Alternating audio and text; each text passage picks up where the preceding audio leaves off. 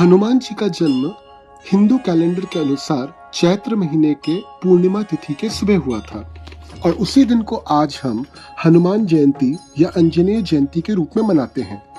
मगर क्या आपको पता है कि दक्षिण के दो राज्य कर्नाटक और आंध्र प्रदेश अपने यहाँ हनुमान का जन्म होने का दावा करते हैं? तो चलिए आज हम आपको बताते हैं कि इन दावों के पीछे तथ्य क्या दिए जाते हैं। बेंगलुरु से करीब 400 और हम्पी से 15 किलोमीटर दूर अनेगुंडी गांव आता है। दावा है कि यही पहले किष्किंधा था।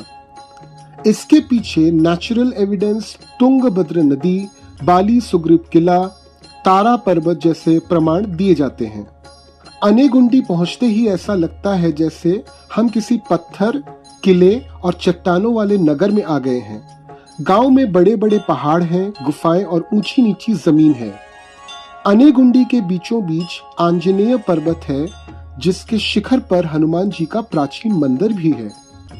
यहाँ पत्थर पर उकेरी हुई भगवान की मूर्ति के दर्शन होते हैं। इसे स्वयंभू मूर्ति भी कहा जाता है।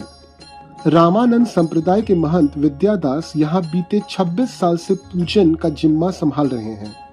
हनुमान जी के जन्म स्थल के बारे में पूछे जाने पर उन्होंने कई प्रमाण भी दिए हैं।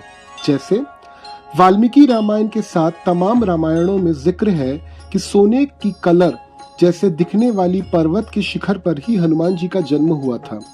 सूरज उगने से पहले आंजनेय पर्वत के किसी भी कोने में खड़े होकर अगर फोटो खींची जाए तो यह गोल्डन कलर आज भी दिखता है। किष्किंधा कांड में पंपा सरोवर, बाली किला, मधुबन, ऋषिमुख पर्वत को आसपास बताया गया है और ये सब यहाँ मिलते हैं। प्राकृतिक व्यवस्था साबित करती है कि यही किष्किंधा है और हनुमान का जन्म यहीं हुआ था। जियोग्राफिकल एविडेंस भी ये कहते हैं कि किष्किंधा नगरी में जो पहाड़ थे उनमें बहुत सारी गुफाएं थीं। ऐसा स्ट्रक्चर, पत्थर और गुफाएं आज भी यहाँ देखी जा सकती हैं। इस बात का पहला प्रमाण वाल्मीकि रामायण में ही मिलता है, जिसमें लिखा है कि किष्किंधा नगरी पत्थरों की पहाड़ों से बनी थी। वाल्मीकि रामायण के मुताबिक रावण जब सीता को अपहरण करके ले जा रहा था तब वह पंपा नदी, जो आज तुंगभद्र है, वाले मार्ग से ही निकला था। किष्किंधा नगरी पंपा नदी के तट पर ही है। वाल्मीकि रामायण के मुताबिक किष्किंधा नगरी में सिर्फ आंजनेयाद्रि पर्वत नहीं था, बल्कि बाली का किला भी था, जो आज भी है। ऋषिमुख पर्वत, श्रृंग ऋषि का आश्रम, तुंगभद्र नदी, शबरी की कुटिया, यहाँ सब कुछ आज भी मौजूद है। बाली के डर से सुग्रीव ऋषिमुख पर्वत पर रहने चले गए थे। ये पर्वत अब भी किष्किंधा में ही है। ऐसा माना जाता है कि बाली अपनी पूरी संपत्ति एक गुफा में बंद कर गए थे। इसे बाली भंडार कहा जाता है और यह गुफा भी किष्किंधा में ही है। यहाँ की बहुत सी गुफाओं में पत्थरों पर वानरों के चित्र बने हैं। यह आर्कियोलॉजिकल प्रमाण है। इनमें से कुछ चित्र 5 से 7,000 साल पहले बनाए गए थे। यहाँ रहने वाली वानरों की ट्राइब को कंस्ट्रक्शन में माहिर माना जाता था। इसी वजह से श्री राम ने इन्हें राम सेतु के निर्माण कार्य में लगाया था। आज भी किष्किंधा के नजदीक बहुत सारी स्टोन ग्रेव्स हैं जो वानरों द्वारा बनाई गई हैं। ये सभी जगह हनुमान जी के जन्म स्थल से जुड़ी हैं और कोप्पल जिले के गंगावती तहसील में स्थित किष्किंधा में ही हैं। यहाँ लोगों के बीच सदियों से जो गीत चलन में हैं, उसमें भी अंजना देवी और केसरी की शादी का जिक्र आता है। पहाड़ के नीचे के गांव का नाम अंजनी है, जो अंजनी माँ के यहाँ होने का एक और प्रमाण है। ये सभी तथ्य तो ये प्रमाण करती हैं कि किष्किंधा यानी हनुमान जी का जन्मस्थल कर्नाटक में ही है। मगर आंध्र प्रदेश के तिरुपति का भी अपना कुछ तथ्य है। अब चलिए उसको भी देखते हैं। इतिहास, पुराण, शास्त्र बताते हैं कि हनुमान जी का जन्म स्थान तिरुमाला की 7 पहाड़ियों में से एक अंजनाद्रि पर ही है। हमें किष्किंधा का हम्पी के पास स्थित होने पर कोई शक नहीं है। हम्पी के पास जो जगह है वह किष्किंधा ही है। हम तो बस यह कह रहे हैं कि हनुमान जी का जन्म तिरुमला के अंजनाद्रि पहाड़ी पर हुआ था और फिर किष्किंधा उनका कर्म क्षेत्र रहा। वाल्मीकि रामायण के उत्तरकांड में सुमेरु शिखांचल का नाम आता है। यह भगवान वेंकटाद्रि के 20 प्रसिद्ध नामों में से एक है। रामायण में लिखा है कि हनुमान जी का जन्म सुमेरु शिखांचल में हुआ और सुमेरु शिखांचल ही वेंकटाद्रि है, इसलिए हम कह सकते हैं कि हनुमान जी यहाँ पैदा हुए थे। स्कंद पुराण के मुताबिक अंजनाद्रि में अंजनी देवी ने तपस्या की, इसके बाद हनुमान जी पैदा हुए। अंजना देवी के तप के बाद ही पर्वत का नाम अंजन्याद्रि हो गया। ब्रह्मांड पुराण, ब्रह्म पुराण और वराह पुराण में भी अंजनाद्रि का जिक्र आता है। तिरुमला की 7 पहाड़ियों में से एक अंजनाद्रि ही है।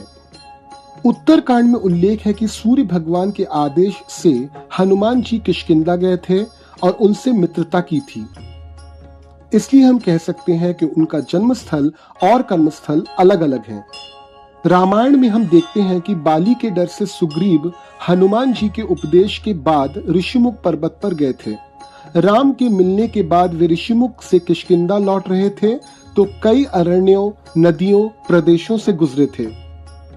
इन्हें पहुंचने में 4 से 5 दिन लगे थे। इससे साबित होता है कि ऋषिमुख पर्वत और किष्किंधा काफी दूर थे। कर्नाटक के दावे में ऋषिमुख पर्वत किष्किंधा से इतना नजदीक दिखाया गया है कि कुछ ही मिनटों में वहां पहुंचा जा सकता है।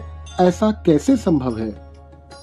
वेंकटाचल महात्म्य में बताया गया है कि अंजना देवी मतंग ऋषि के आदेश से तिरुमला आई थीं।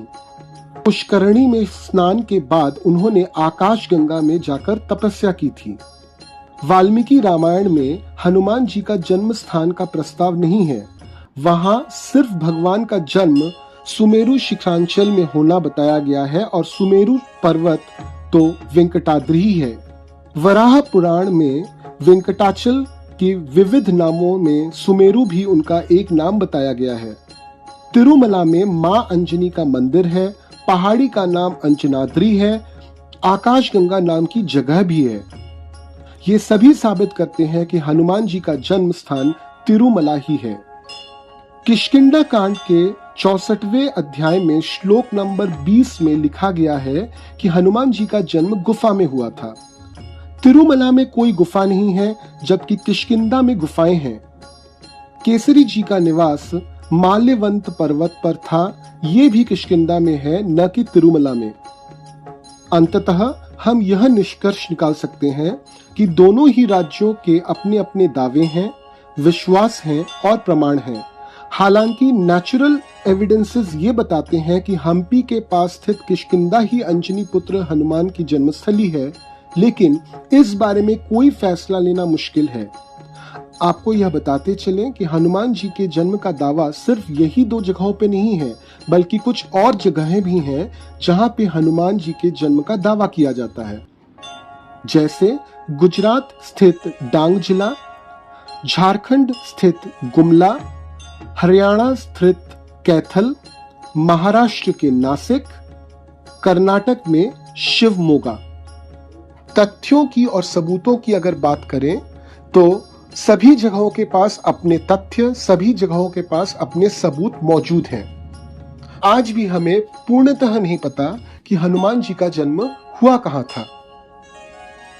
हमें तो सिर्फ यह पता है कि अगर कोई भी इंसान श्री राम को पाना चाहता है तो उनका जरिया सिर्फ एक है और वो है हनुमान जी।